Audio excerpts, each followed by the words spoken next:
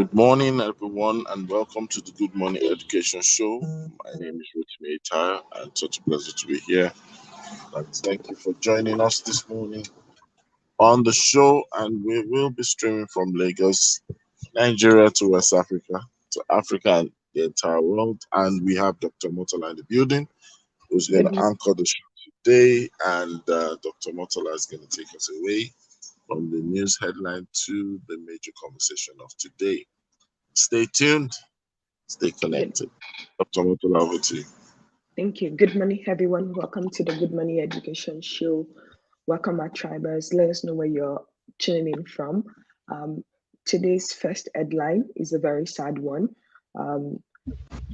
Many feared like dead as truck rammed into students in Lagos. And so this situation, I think we keep hearing more updates about it. And apparently due to last man and VIO's activity. Somebody's posting. You said? Can you hear me? Can you hear me? Hello? Okay, so the first headline is about the 1 minute, please. Okay, yeah. So the first headline is about the how many feared dead because a truck rammed into a secondary school in Lagos, killing, according to eyewitness, between 15 or more students and leaving many injured. And upon reading further, it shows that this was as a result of a chase, and that was what led to the truck losing control and this happening. And so it's really sad that even though students are at their school, they're not safe and this happened. So I'm hoping that something is done about it and there is, I don't even know where to start because I can think of imagine like the parent and the family knowing that they send their kids to school and then finding out that they died because there was a truck that ramped into their school. And so I have a lot of questions and that I'm not sure we can even answer on this show regarding how close is the school to the road? How did the chase get so like bad that it led to this? And what kind of speed was the truck driver going on to lead to this kind of situation and mass casualty? But I am praying for the family and hoping that things definitely uh, get better for those that are injured and just peace for those that have lost, peace for the other family members who might have lost a student or two. And I think, yeah, it's just a bit heavy, but hopefully things get better. Mr. Ritin, do you have anything to add? Just to add or clarify, one of the things that you were making as in not necessarily pose a question, but we see these things many times, and I think we should also see it as a safeguarding issue. It's not just because of school environment. I've also been almost like a victim of something like this before, where you have the members and officials of the Federal Road Safety Corps and also the ones that are in the vehicle inspection organization or monitoring units, they call them VIO. Even LASTMA as well. You will think that it's a criminal they are chasing in terms of maybe somebody's a terrorist. And in some cases, it might be that the official is even in the vehicle and they're trying to swing the steering in their favor. So I've seen these things happen many times. Well, fortunately or unfortunately, it's not that people were hit. For example, I've had police officers, rally around my vehicle begging me because they were trying to stop a bike man. In our own way, we call it Okada. And while trying to stop the bike man, they had to throw something on the road. So it caused the bike man to fall and skid. But because the bike man was on high speed, his bike skidded towards my car, hit my car, went under my car. This was in motion. Now, if that guy happened to have been with the bike under my car, it would be a different thing, because sometimes these guys have strong unions. They will say it's the car and the driver or the owner of the car that's responsible, because the police will not own up. But thankfully, because a lot of people were there, a lot of people summoned courage to rebuke them. But it's not all the time you have the privilege to have the numbers. When you have the numbers, you are able to get them to to own up. So from eyewitnesses and some site comments, which has not fully been verified, it was because they were trying to catch someone, and it's because they know what will happen once they catch those kind of people, whether they didn't have um particulars or something like that. They know that they're going to make a kill. You get? So that 10,000 naira, 5,000 naira fine that gets into their pocket is what they're after. So we run a jungle. We run a jungle. All this, and you can't blame them. Most of the people co-opted into these institutions, they are political compensation beneficiaries, thugs, touts, miscreants, people that they've not probably found the best way of settling them formally and legally. They co-opt them. So even when they get trained, training can only do so much in terms of head knowledge. But if you really want to transform and turn someone around, it will take more than training. You get? There was a time that their menace was so bad, the previous government had to tell all the officials of VIO to be off the road. And they said that they're going off the road so that they'll get them trained and then they'll bring them back. But I know that the pressure was much on them. That's why they brought them back, because I don't think they've done the adequate training, because they're still doing the same thing. They are not trying to prevent issues, they're trying to catch people. You see situations where, sorry to say, but sometimes I remember many years ago, I was a victim. I was asking an official, is this particular road a one-way road? Because there was no sign. And they said, no, it's not a one-way road that I should go in. Imagine, as I turned on my indicator, as I was about turning into the road, they clamped my vehicle. And I said, but I asked you. And the guy walked away. They now put the signboard. The signboard is mobile. Can you imagine? They now stuck the signboard in it. I literally cried that day because I felt oppressed. There were people from local government. So the one who told me that it is not one way walked away. Then the ones who were the enforcers came into my vehicle. And before you know it, they were already reducing the air in the tires. I've not decided to run. I'm not doing anything. But you see, those are criminal things. If you've caught me, why would you now deflate my tires? You see, Absolutely. And thank you so much for that perspective. And this is very enlightening. And yes, it's not right on any accord. And yeah, I don't even know where we start, because you're right. It's like a jungle. And if care is not taken, this is going to get worse than before it get better. So I'm really hoping that something is done. And yeah, it's just a mess, but thank you for that. Yes, and yeah, it's so sad. It should not be the way it is. It should not be that way, but thank you. Moving on to our next headline. It says the University of Ottawa, Canada, has announced scholarship for African students.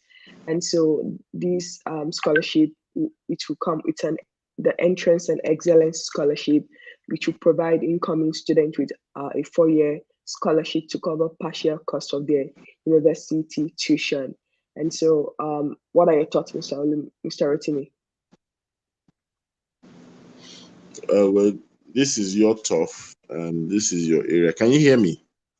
Yes, I can hear you. Mhm. Yeah. So Yes. yes, I think it's So a this good is thing. more of Yeah, your area. yeah, absolutely. So I This think is it's a more of your good thing. area. hmm So I think it's a good thing. So because according to the news, further news, like it's going to cover at least more than like the tuition fee is usually between $17,500 to $25,500, and so they're going to give between $12,000 to $20,000 per year to the lucky student that get this opportunity for the scholarship. So I think this is a good thing, and hopefully, I know a lot of people, they want to jackpot to Canada and the likes of them. And so this, if you're thinking of something for next year, this might be a good a school to consider. Of course, the competition will be high, but the you, you but that does not mean that you cannot get into it. And so I think this is a really good progress, and hopefully people take advantage of it as they go forward. Yeah, I agree. It's a good one. Your voice is a bit low. Yes, it's low, but I can hear you. Wow, very It's low. a bit okay. It's a bit better, but it's still faint.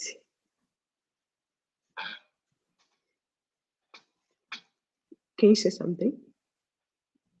Hello. Okay, it's low, but we're getting better. It's getting better and better. Okay, so while we wait for Mr. Richard to fix his volume, or maybe it's the internet, the god of the internet, please let it work. The next headline says that Vertebra reward best performing candidates schools in um, WIHEC 2020. So an ICT, can you hear me? Can you hear me? Okay.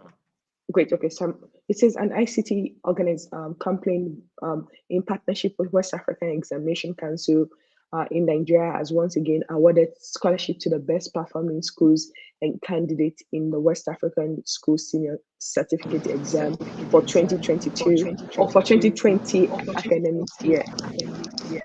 So this award was held in Ibadan, your state, as part of the corporate social responsibility at aim at giving back to the public. And it was presented during the 59th annual meeting of the Nigerian National Committee held at the um, so I think this is a really good initiative. Like I said, I would like to see more of this happen. I know we talked about this, I think, on Monday when we shared about how um, this is like important to invest in education and to have that to encourage more people. And so this is good. What do you think, Mr. Rotimi? I agree with you. It's a good one. Um, with time, I think we will now begin to have maybe a stronger and a more inclusive um, activation for awards and recognition, where it will not just be in trickles, and then people begin to see the true reward for art.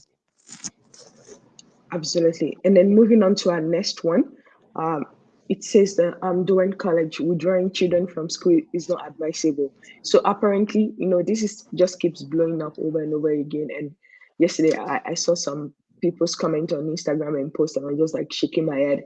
But they're saying that, and it's so easy to be like a typewriter warrior than someone that is actually contributing something good, right?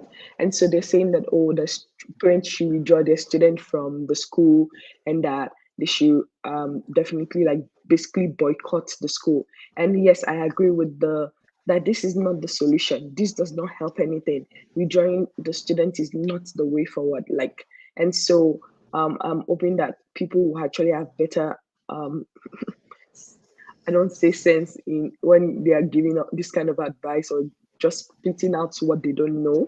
But I'd like to hear your comment on this, Mr. Rotimi. All right, you know my comments now. I've actually spoken on this line already. Um, so when people speak, you need to ask yourself, from what perspective or point of view are they speaking from? Not to take away from the emotions, not to take away from the incidents. So if someone is speaking from the place of pain, what we do is we listen and we try to understand. But doesn't necessarily mean that we will subscribe to the solution, well, to the conversation or the points, because sometimes pain might be a bit too one-sided. Do you understand? So the one who is bereaved, the one who is hurt, might actually need to be listened to because there's pain in the equation, but it might not be a total solution. We're talking about a sector, an industry, we're talking about businesses, we're talking about lives of several people. So it's not just one person. That's one. Take into consideration also that the full detail has not been out there yet. So there might be a bit of need to caution ourselves in making propositions. You know why? Because you might be shocked that there might be some facts that will emerge that might make some people eat up their words. So I think that a balanced perspective should be from a professional perspective and a perspective that cuts across more than one point of view. And we should not be totally absolute because we have to watch things unfold. That's the truth, especially in Nigeria. You know, being absolute might be just you hasting into wrong conclusion. You know, yes, there will be culpable people. Yes, there will be penalization. People will be penalized. Yes, there will be all those things. However, we mustn't be too trigger happy, to crucify without final verdict. It's justified when it probably had been a verdict. So you're talking from, oh, now this is the end of the story. Then we now say, yes, from my own perspective, this is what I think. We all are entitled to our opinion, but professionally, I also would probably agree with this headline that we should not get to the point of trying to get even. Getting even and having solution, they're not the same. So getting even with the school, either for their complacency, their gaps, their flaw, or whatever the role the school had to play to make to that contributed in this happening, is not a solution. I can get even with Dr. Motola for what she did. Doesn't mean I've solved the problem of what she did. Getting even is just payback. So payback is take the children away so the school will suffer loss. Shut the school down. Sometimes those things are more of getting even rather than getting solution. So I would advise that as much as the temper and the emotions are high, we should exercise a bit more restraint and patience before we give final verdicts. The truth of the matter is there are many sides to it. We've heard several experts also sharing some questions that's opening our eyes to say we also need to ask questions on this area, on this area, on this area. So it's a sad situation, um, and it's sad on many sides. However, we must exercise care, you know, because we shouldn't create more problems with the aim of solving more problems. The owners of the schools, they are human beings. The management of the schools are human beings. The staff in question, they are human beings. The ones who probably did not do the right thing, they are also human beings. And there are also families of the friends of the students in question. Their students. Look, it's so much a sensitive issue. I have some senior and professional colleagues that I would rather even want to hear their perspective, ongoing perspective, because they too might not be too conclusive because they know that the story is unfolding. Want to hear people who are mental health experts, want to hear people who are emotional intelligence experts, want to hear people who are behavioral psychologists, want to hear people who are psychologists, want to hear people who are family life experts. These are people who know the intricacies. And we also need to hear from school transformation consultants, school improvement consultants, so that there's a balanced perspective. One side is not enough. A one-sided message can lead to more problems, especially also, I've seen a lot of overzealous people, and I was running a train yesterday. I had to tell people in that audience that look, don't join people just saying things because it's time to say things. Because if you are not careful, you will say things that will haunt you later. And this is not going to end here. That definitely is not going to end here. It's also a wake up call that schools should begin to dust their books because something is coming for them. So I'd like to stop at that point, just to say that Absolutely. we must Mhm. distinguish getting even, counsels that tell us to get even versus counsel that tells us to get solution. Absolutely, because it's so interesting, like with the recent and about the truck killing 15 students. So I'm like, I wonder what the reaction of the society will be to that, and would they also be calling for the head of, because this is an accident as well, and there are so many other things to that too. So, but anyways, you're right, it's still unfolding. So let's see. We're going to keep watching the space, and we're going to have this conversation as things unfold further. So going on to our next headline, it says that ASU is thinking about going on strike again, and they're having actually, sorry, I know it's I said I was laughing, but it's just like it's a bit laughable because I'm like, we've been on this road over and over again, and it's getting tired. Like it's like, think of a cassette that is just like scratching, scratching, scratching. So that's how I feel about it. But Some hopefully, people will not understand when you say cassette. okay, Cassette is not CD. a Gen Okay, Z okay, reality. for the for the young ones, CD. If you don't know CD, then I cannot help you. But anyways, I'm hoping that they come to a good conclusion that will be good for everybody. And I hope that the government will also do their best to um, feel their demand and really like work with them, because I don't think we can afford another educational shutdown. I don't think we should. Already with the pandemic, things are behind, and we're so behind in so many ways. And now, and going on strike, I don't think that's the solution. Any thoughts, Mr. Rotimi? Well, strike is I don't know.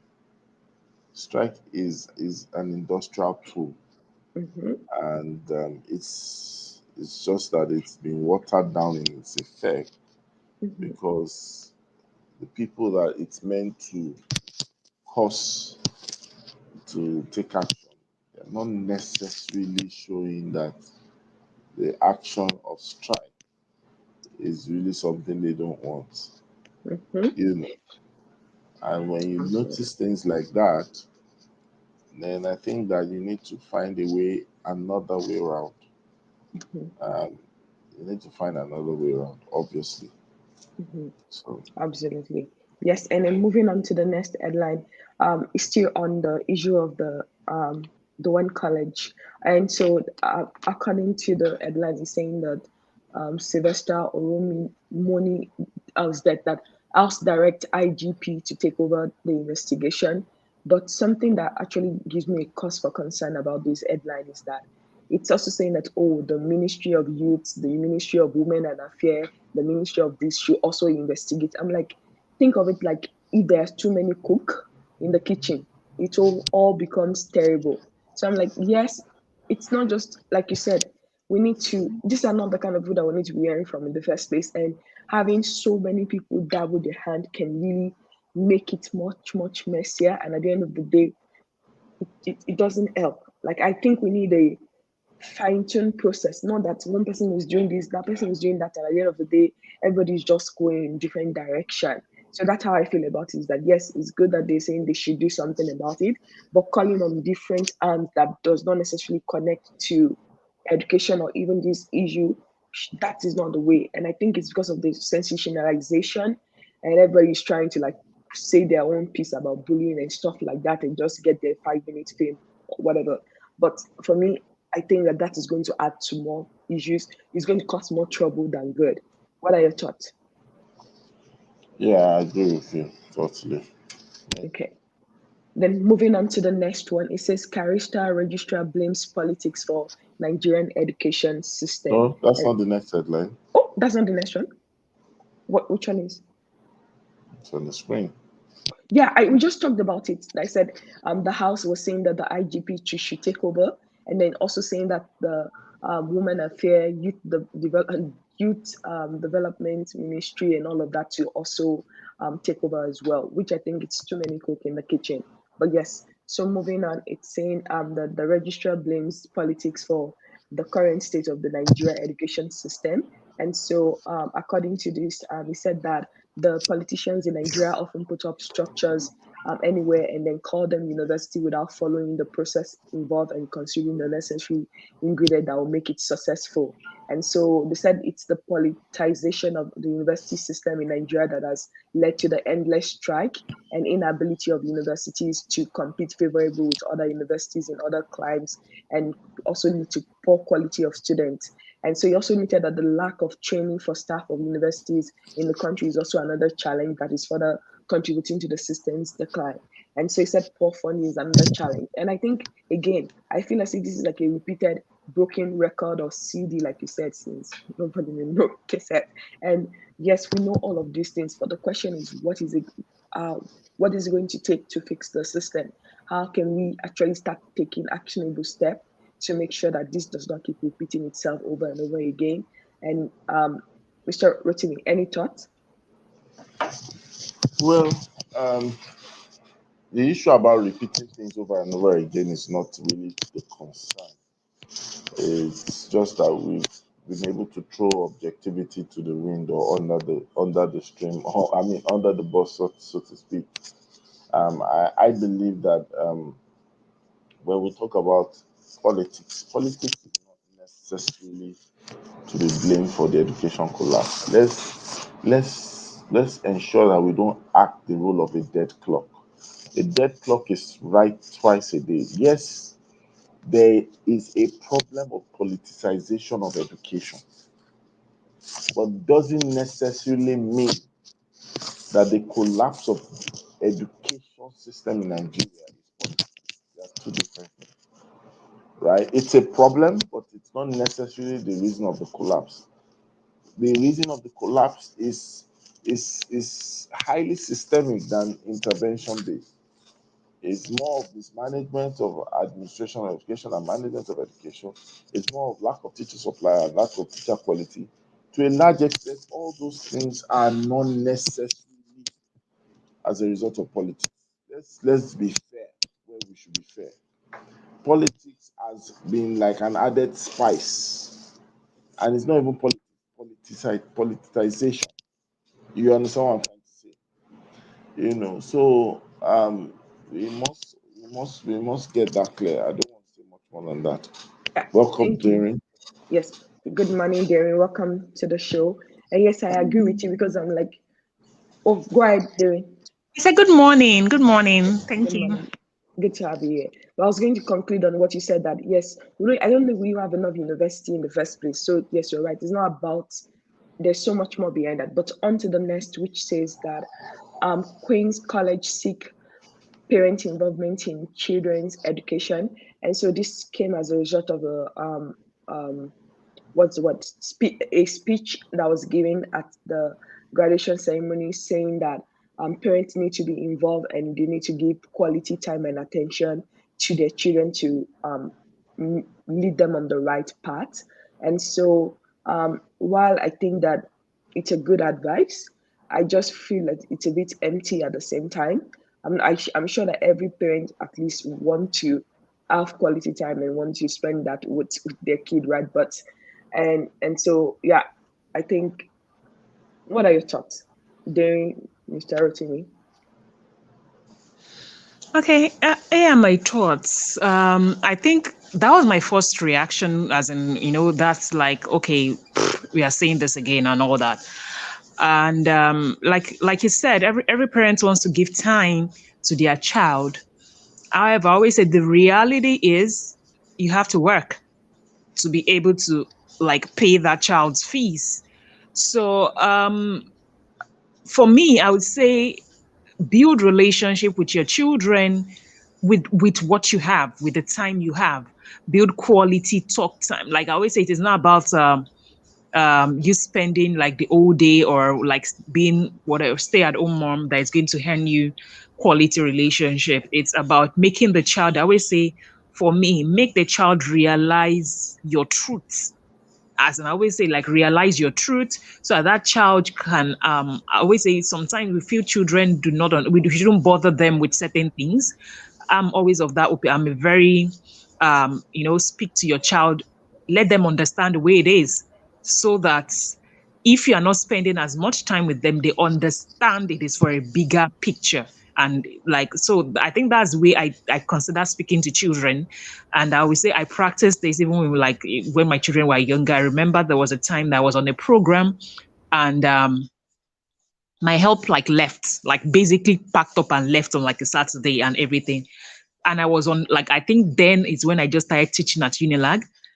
I I would need to teach. I remember I was on that mini MBA by Womenpreneur and International Finance Corporation.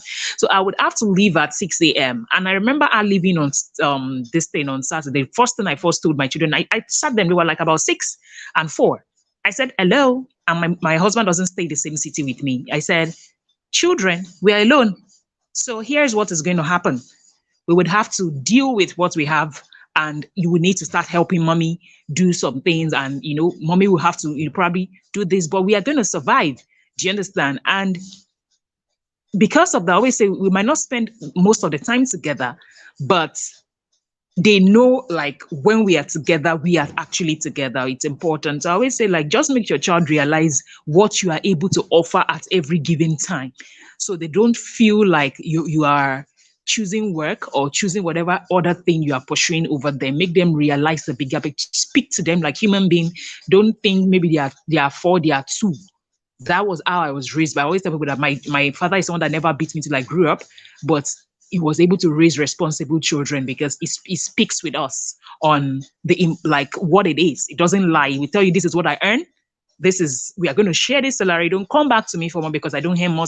Like, have true conversations. And it is not in the length of the time. It is how truthful you are. I always believe, be truthful with your children. That is what I always advocate. Every other thing will sort itself out. Be truthful with your children. Thank you so much, Dr. Diri, and you're absolutely right. Mr. Rotimi, you wanted to say something? You are muted. I also want us to exercise caution. I think since it's the season of calling things out, sometimes we must be careful that we are not pulling rules over the faces of children and also over the faces of parents, because sometimes when people say some things, we need to look at it from different perspectives. Yeah, parents involving their children is quite key, but a lot of times, some people just want to turn it into pass the ball back. We professionals, especially the educators, must not jettison our own core role and duty, and for the sake of try to bring it back as a role or responsibility for the parent. Right? The same thing with the government, the same thing with the community, the same thing with the faith circles. We mustn't put much pressure on one of the people responsible to ensure that nurture and grooming takes place. Everyone must have their fair share. And I said fair share, not just share, but fair share. Of course, primarily parents are the first place custodian. But the truth of the matter is that every child, right, the community is a stakeholder in that child's life. The outcome of that child, the going wrong of the child as well. If a child gets to kill people tomorrow, the people is killing, is it not affecting community? Look at what we are experiencing right now, that we are having speculations what happened in Doen and all those things. Is it only the parent that is affected? Everyone is affected. People's jobs are affected. So while schools should not run away from the cloak of the fact that they are responsible, if you are opening school, you know what you've opened with it. You've opened, they say, if you to allow me to say that, responsibility comes with that. Absolutely. Thank you. Because I felt like, yes, it was like a back-handed kind of statement. And I'm like, wait, I know this is coming because of what just happened. And I'm like, I think we need to go back to our concept of it takes a village. We keep saying it takes a village to raise a child. And I think we've left that. We've allowed whatever technology, the rest of those things to.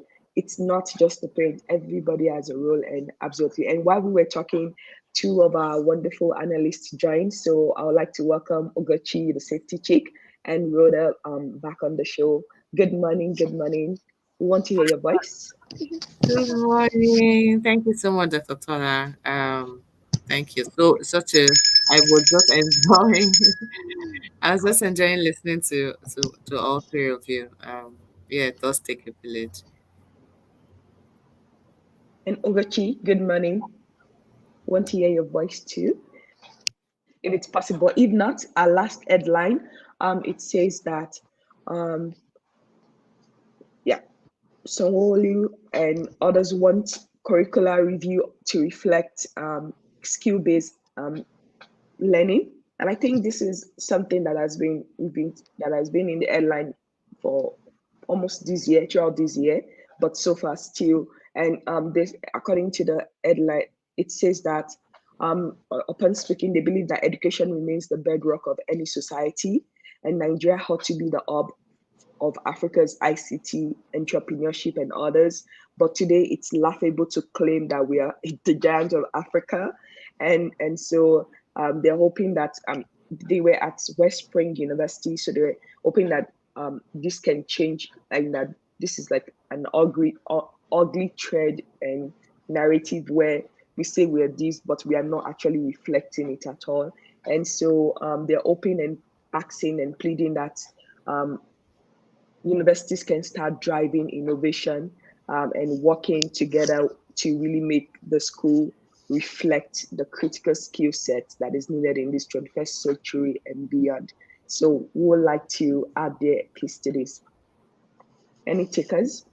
Let's say, Rhoda, let's start with you. Yeah. This is something I live and breathe, and I'm glad to hear what this conversation. I think these conversations aren't actually new. We've been hearing and clamoring for skills-based curriculum.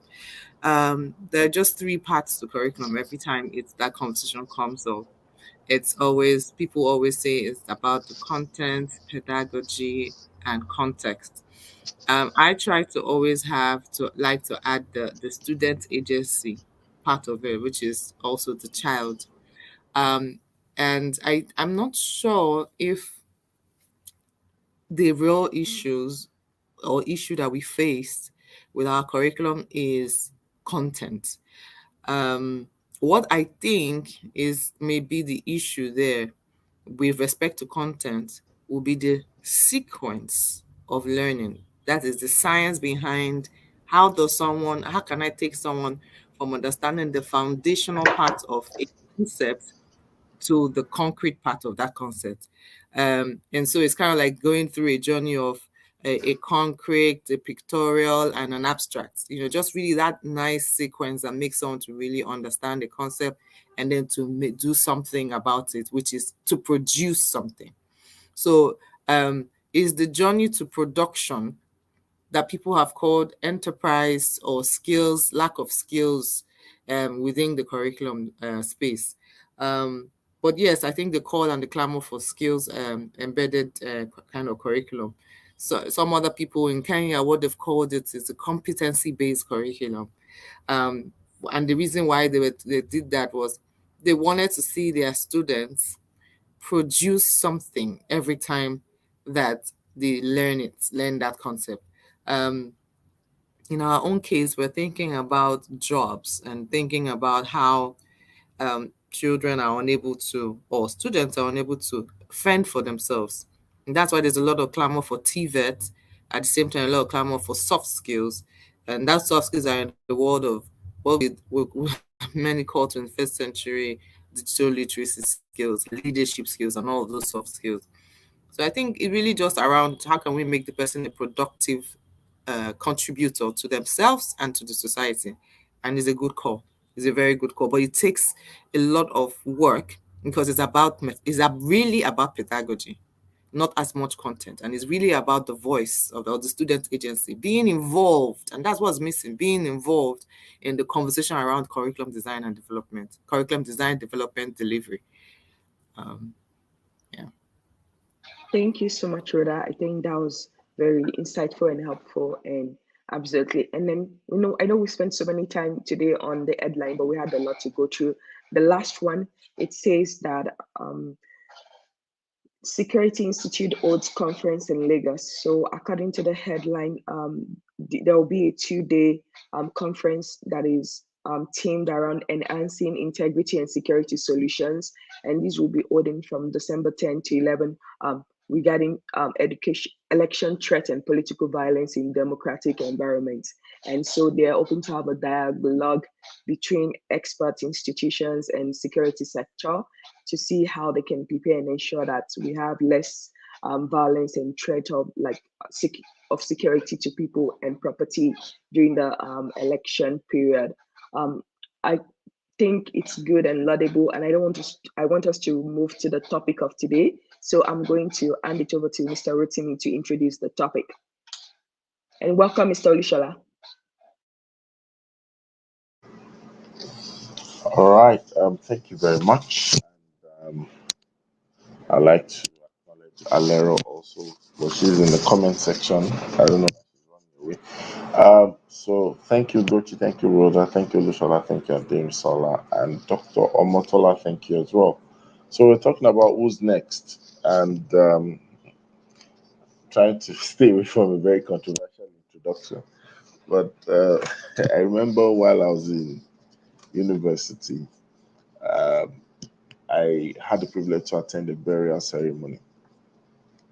And while we were listening to all the proceedings and all that, the preacher that was to preach came up.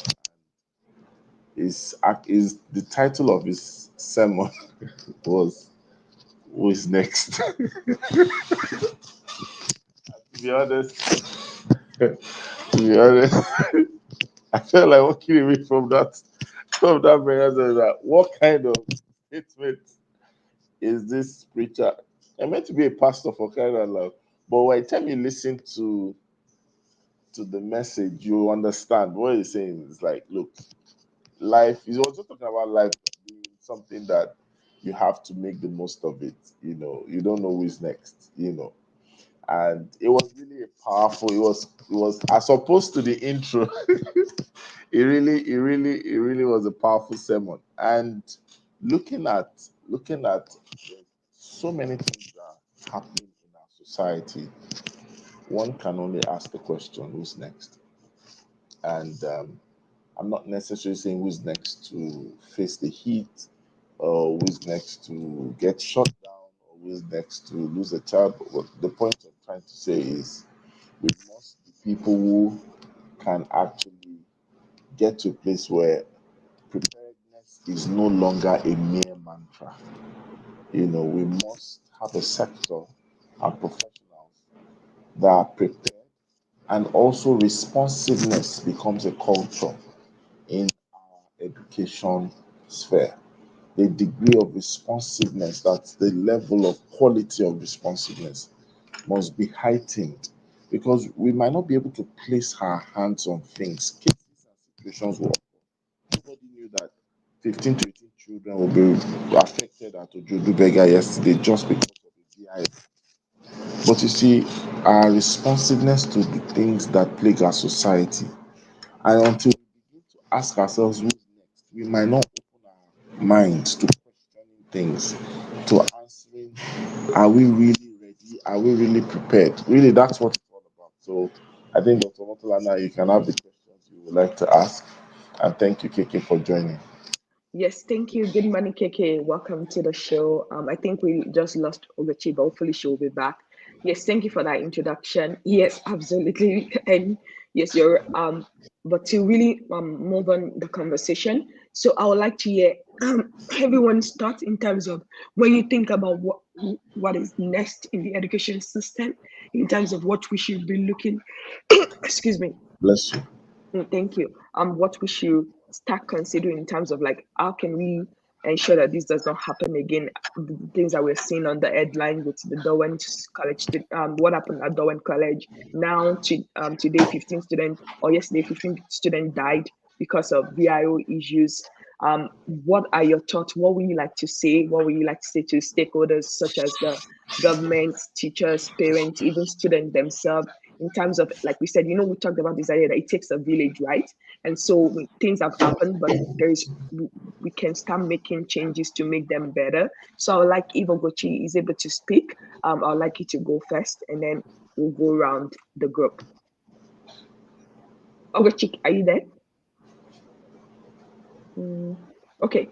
Why she's not? Oh, she's here. Okay, go ahead. We can hear you though. Okay. Okay, while she's fixing her connectivity issue, KK, would you like to speak to this? Good morning, everyone. Thank you so much, Dr. Motola. It's good to be here. Okay, I see Ugochi is back. Ugochi, please go ahead. I still cannot hear. Can anyone hear? No. Okay. So, No, you can go ahead. yeah. So can I ask that you please skip me, because I just got into the conversation and I'm not quite sure where we're landing. So I just want to be able to soak in some of that. Thank you. Sure, absolutely. Mr. Olishola? Good morning, everyone. And we're talking about who is next. And I think Rotimin has given a solid intro. Life happens. The inevitable comes upon us at times unawares. It's not so much about who is next, but why be the next? Things will happen whether we like it or not. We'll stem this tide, we'll reduce it to the barest minimum, but we cannot eliminate it. However, like Rotimi said, the issue of responsiveness, our seriousness, the level of ineptitude, our attitude goes a long way. You know, at times things happen and people will sympathize with you and absolve you of that guilt or blame because you've done everything humanly possible to salvage the situation. And when you are not only supposed to do the right thing, you need to be seen as doing the right thing. You have done the right thing. When you come up and say, okay, this is what we notice in the school, in the space we are in, and you have brought the matter to the fore. Maybe deliberation is ongoing. You have set up the disciplinary committee for the people concerned, and the unexpected eventually happens. People are like, oh, we are even on it. The people that needs to be informed had been informed and said, this, and this is what we noticed, and this is what we wish to do. We are working with the committee. Let them give us their report. So if eventually anything happens, it will be said that you have done what you need to do, and you also will have been seen to do what you need that needs to be done. I think it's on that point I wish to dwell. Things will happen. We can't rule it out. Like Rotimi said, who is the next to die? Nobody wants to die, but people keep dying. But have you done all that needs to be done, humanly speaking? Are you saying, by my strength, by my knowledge, by my exposure, by my collaboration, by the virtue of my seeking help, I have tabled all this down. This is what I'm trying to do, and this is where I am. When we are responsive, I think the better. Things will happen. However, where is that thing going to meet us? Prepared or unprepared? And we need to be active, not reactive, or proactive. When you are proactive, things will happen, but you will have mitigated the loss, and the ruin will have been reduced. So that is what I want to say, so that others can also comment. Things will happen, but where is it going to meet us? In a proactive state or in a reactive state? Thank you very much. Thank you so much, Mr. Olushola. And I think, Ogochi, your voice is back. If you can speak to this, go ahead. Ogochi, can you hear me? Okay, while she's still fixing that, Dr. Derry, would you like to? Okay, so in my case, when I heard better now. Yes, we can. Yes, we can. Go ahead. Okay, sorry. Yeah, go ahead, Ogochi.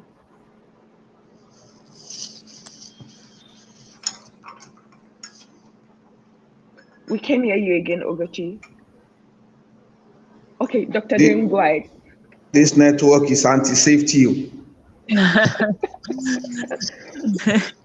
Okay, so what came to my mind on who is next is, for me, it's always about, I don't like the trend of when things happen, the uproar that dies like almost like the next few days.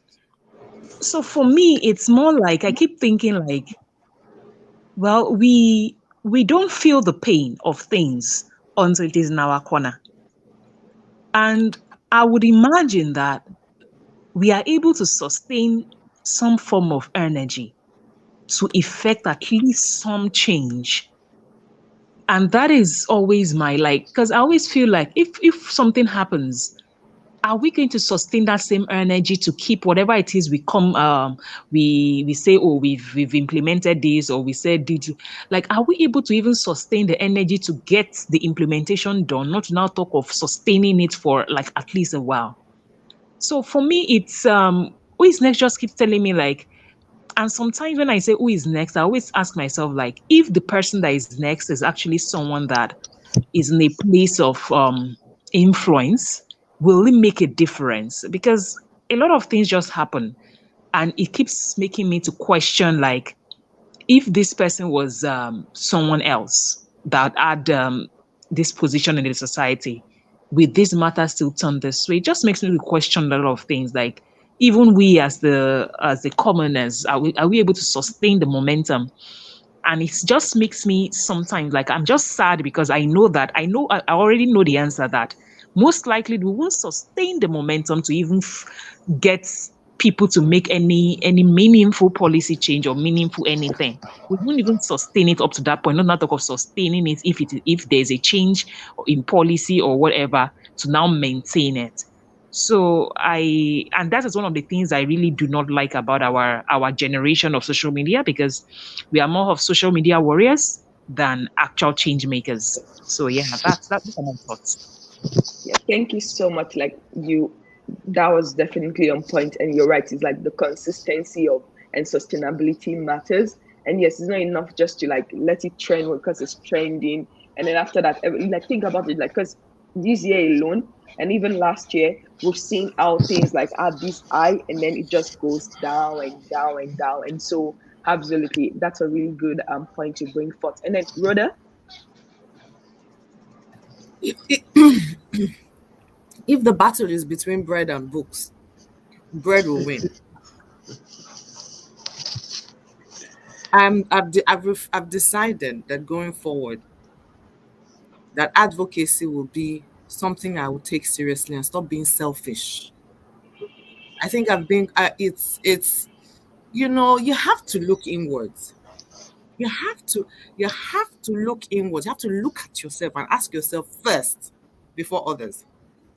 What am I modeling? What am I doing? How can I be better?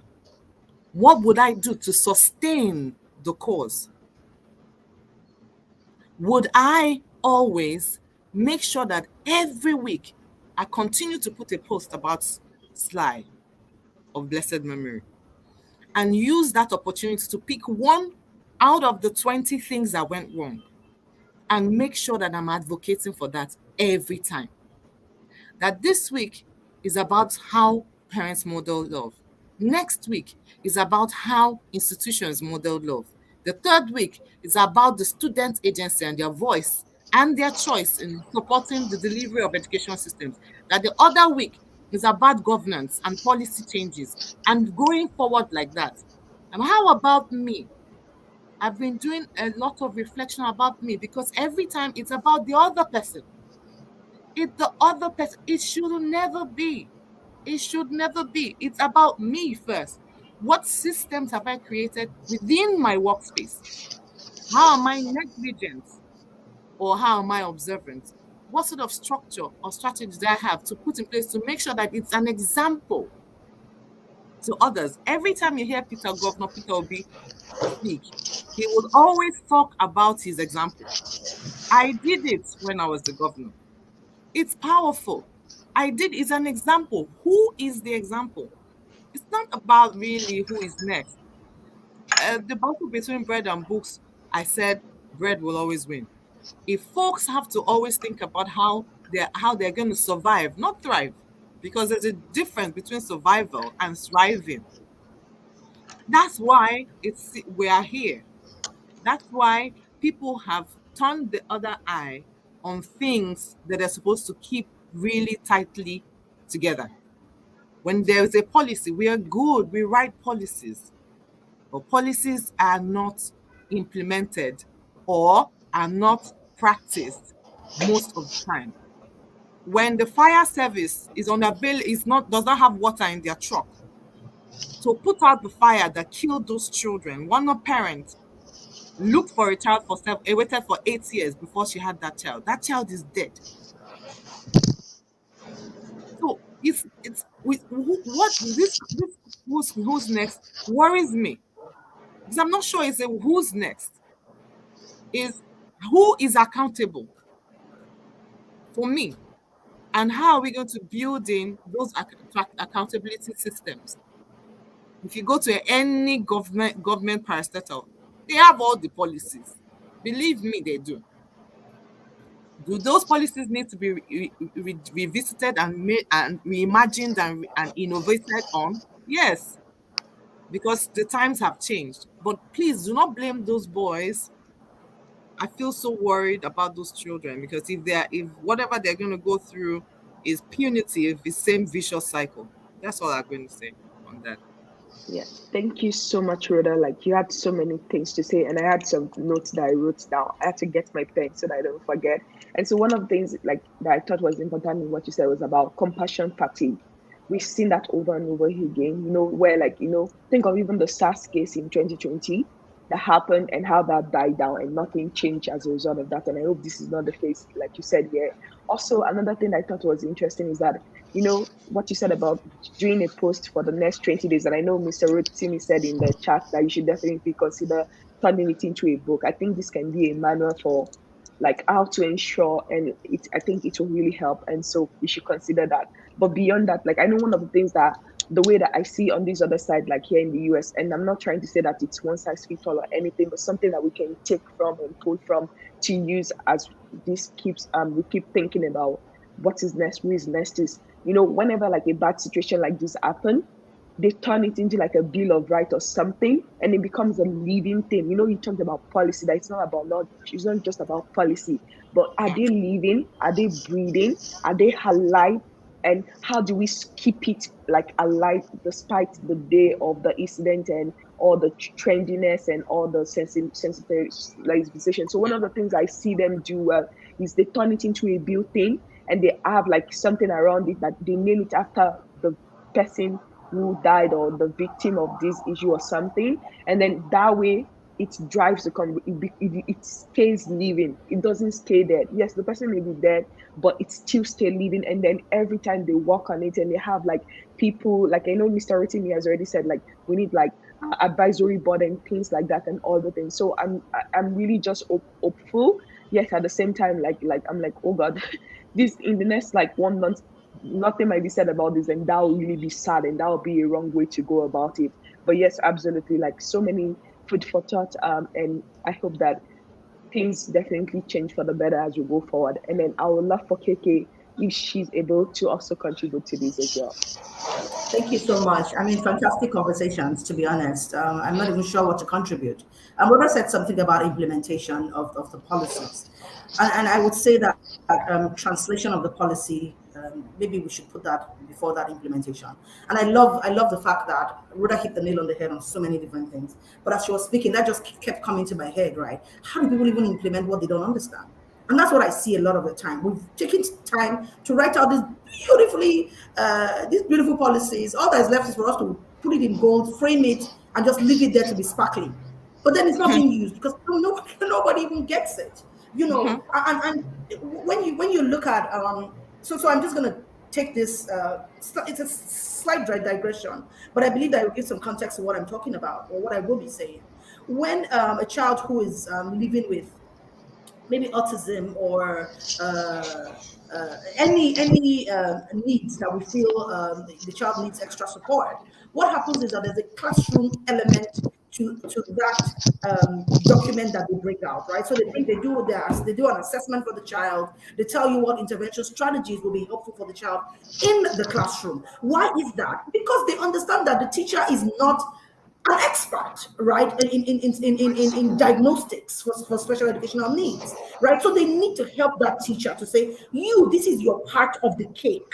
so to speak. And this is how you're going to have to chew it. And this is the success criteria for when you are using it properly in the classroom. And that serves almost like a holy grail for the teacher in the classroom. That has been interpreted for the teacher to understand.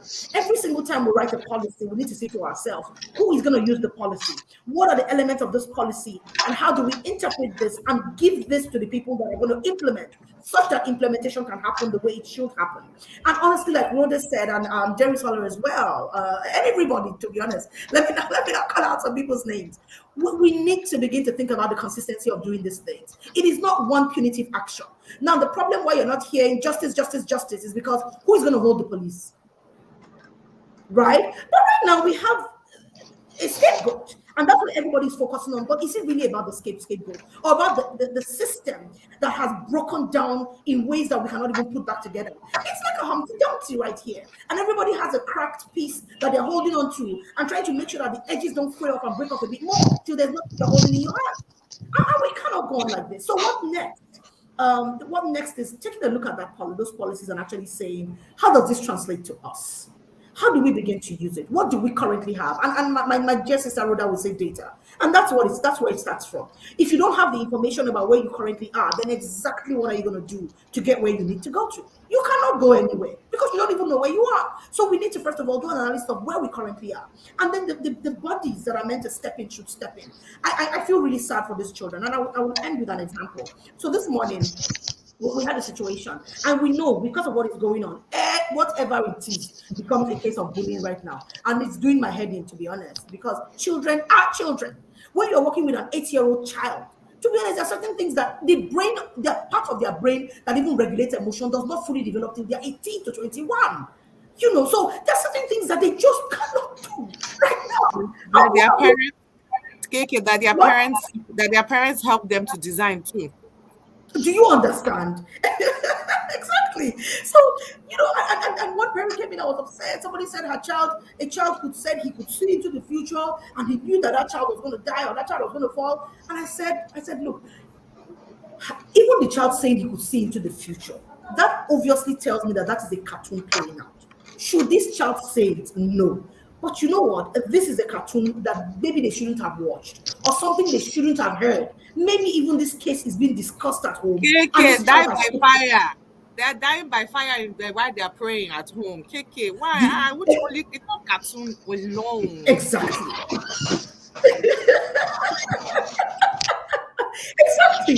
But then these children pick it up because we as adults we're not even regulating ourselves enough to understand that these children are learning from what we are saying. Exactly. And they will take it out of context and go and use it. And that's the problem. And so I explained to the children, of course. We had a conversation with the children. But then I had to explain to the parents. And I said, I would be lying if I told you that this will not happen again. Because they just don't have that level of self-control, not yet. They don't have that level of they don't, not yet. I said, so that's why for the early years, and for me, to be honest, I see the early years all the way into primary. The curriculum is iterative. It's repetitive. We keep doing it over and over again. Why? So that it can stick. Right? And that's something that we need to begin to look at when we look at our work next. What are we going to do? How are we going to do it so that it sticks? And it becomes something that we do consistently, not when somebody unfortunately passes on and then there's an uproar, which, to be honest, is unsustainable because it's just a spelling and it's not a structure that is put in place. Back to you, Motala. Thank you so much. Okay, sorry, you did a couple of things with the situation. First, you spoke to the children. You spoke to the children. Then you spoke to the parents. Then you made a promise. It may not. I can't promise you that it won't happen again. That is the level of transparency and accountability. Look, I always say that when people say that they're lazy, when people say they cannot do stuff, what many times they're saying inadvertently is that they're not willing to put their way through it. Because every time that something happens, that's why students get graded for effort. That's why students get graded for effort. There is an effort that is made by you, the school leader, to ensure that you have carried everybody along, including the children, and you're going to keep yourself accountable because you've released those words. You've released those words, and that's what's here. Absolutely. Thank you, everyone. Like, like I can see one of our tribe members saying like everyone has been on fire. And Mr. Rotimi, I don't want to pass you by. So do you have any last thoughts before I do the concluding part of this? But thank you to all of our analysts, those that drop off and those that are still currently on the show. Mr. Rotimi. Yes, so I'll just say that I think that this is an opportunity for us to revisit what we call service promise. You see, from what KK said and how Rhoda was able to also buttress that point, there are certain things that we think is good, or so to speak, gives us a good face, whereas it's actually a time bomb waiting to explode. We need to understand that making the service promise must be something that we orientate ourselves and be disciplined about, and we follow it up with keeping the service promise. So for KK, giving that illustration, she's been able to open our eyes to realize that don't promise what is not realistic. Don't promise what you can't deliver. And once you've done that promise, you must also be able to keep the promise. You understand? So every school is making a promise, whether they're conscious of it or not. By statutory law, setting up a school, what a school represents, it's a promise, and you must keep that promise. It will require us to stand up, it will require us to voice out, and we know that sometimes in keeping that promise, it might not necessarily mean that we need to do what we call eye service. We don't need to bootlick. We must say it as it is. And what Rhoda said actually just now brings us to the question. We see it in the movies. Movies are rated. There's 18, there's 16, there's parental guidance, all those kind of things. And I'm thinking about it that maybe there's a reason, for example, for churches, there's a reason why children are meant to be in children's church. And I don't know whether we understand that context very well, because I think the content follows the context. Because if you say die by fire, it never came to my understanding that way. That what are the prayer points that children should be exposed to, for example? Are there soft landing prayer points? The prayer sessions of children, should it be the prayer session of adults? Because if you're talking about die by fire, there are concepts that we're exposing to probably 7-year-olds, 8-year-olds that might have different reaction or consequences. So I think, Rhoda, what you said and what Kika said has actually shown us that we might not mind, and I don't think we should be afraid. We are solidly behind you guys. I'm solidly behind you. I think we need to bring someone like Rhoda, someone like KK, merge your thoughts together and marshal these things. The right things are not being said on the streets of social media. So many quacks, so many illiterate, so many misinformed people are speaking solutions that are not solutions. Like I said when we started, most people are speaking about getting even, not getting solutions. So when you hear so many things out there, people want to be evil. No, this is what should happen to the school. This is what should happen to the child. This is what should happen. And everything there is speaking of hate, not just hurt.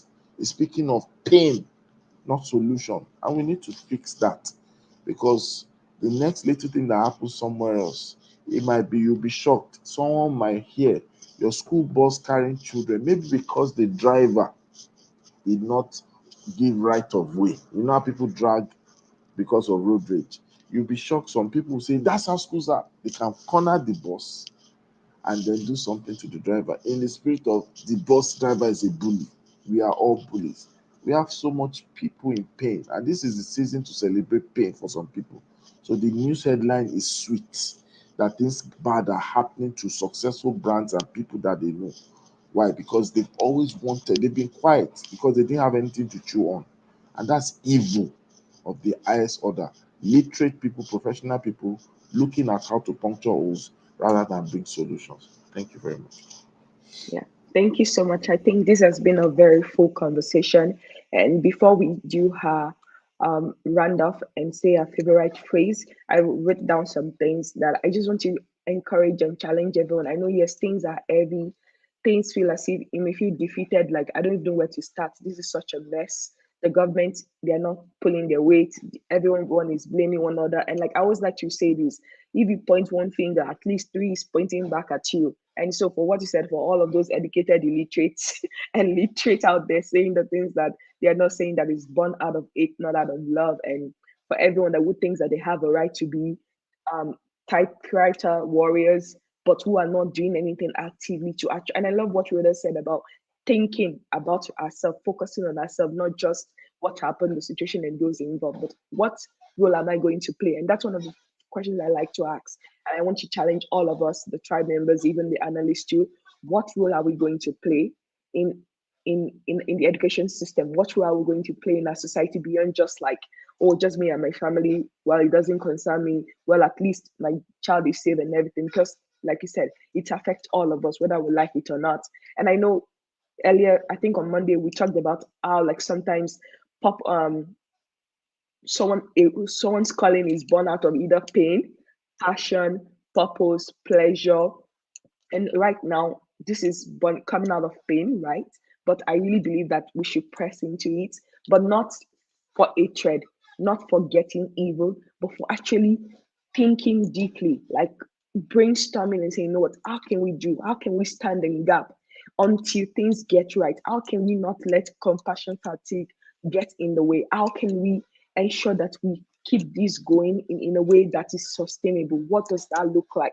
What would that take? And I'm not saying that the answer will be easy. I'm not saying that it will be something straightforward, but I think it is worth doing. It is worth fighting for. It is worth investing our time and energy, and not just saying that, you know what, I'm just going to go and binge on Netflix and social media and not think about it, because I think most people are using that to knob themselves, and because of that, we're not seeing changes. And we don't want to just see complainers. I want people that will actually get into it. And I love what Rhoda said about picking up advocacy and going after that and really making that a part and parcel of what she's going to embody as a person, irrespective of different areas that she shows up at.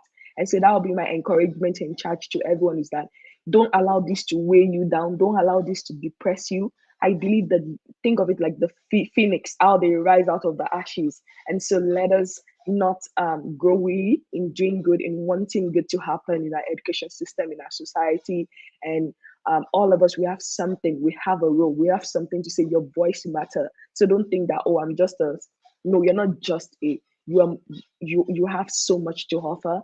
And so use your voice, use what you have, use your genius to make life better. And I want to say thank you again to all of our tribe members that joined the show. Thank you to every analyst. And we're going to round up with our favorite phase, and we'll be back again tomorrow, same time. So do not go away. And on the count of three, we're going to say our favorite phase. So 1, 2, 3. It's always, It is always a good a great morning morning on the on Good the Good Morning Morning Education Show. Show. Thank you, everyone. Have a good day. Bye, Thank everyone. you. Bye. Bye.